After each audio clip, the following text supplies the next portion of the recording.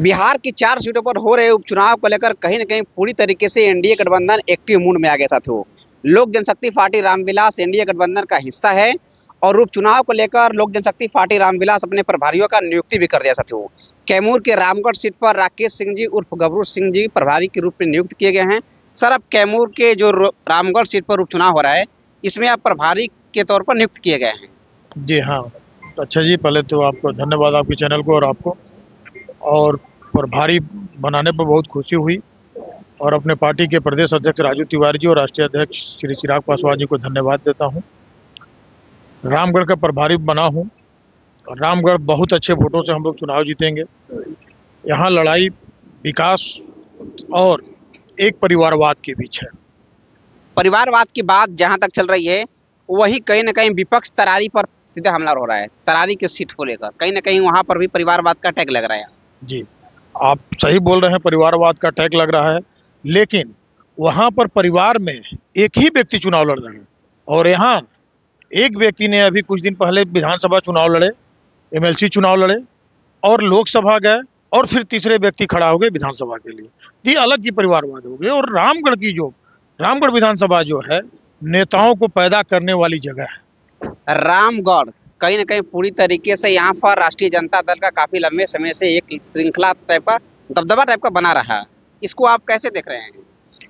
क्या टूटेगा? रामगढ़ पूरी विधानसभा और रामगढ़ विधानसभा की जनता तय कर ली है कि इस विधानसभा से इस मय को दूर कर देना है।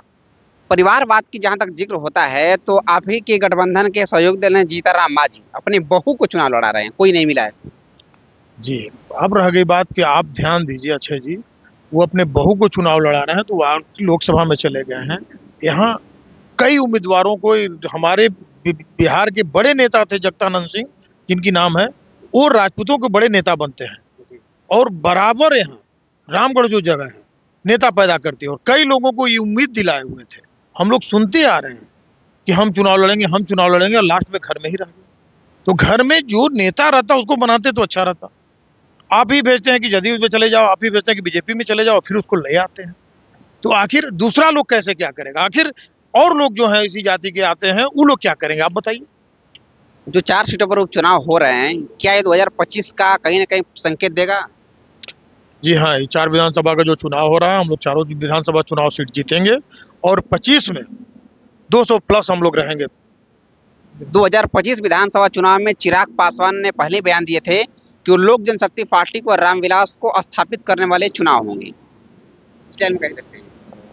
अब तो स्थापित करने की कहीं वजह नहीं है। लोकसभा में तो हम लोग देखा चुके हैं, हम लोग की लोकसभा में क्या रहा, बताने की भी वजह जरूरत नहीं है हमको। हम लोग का परफॉर्मेंस बहुत अच्छा है और आगे विधानसभा में भी 2025 में इससे भी ज्यादा कहीं अच्छा रहेगा। 4 सीटों पर उपचुनाव क्या एनडीए जीत जाएगा? चारों सीट हम लोग जीतेंगे।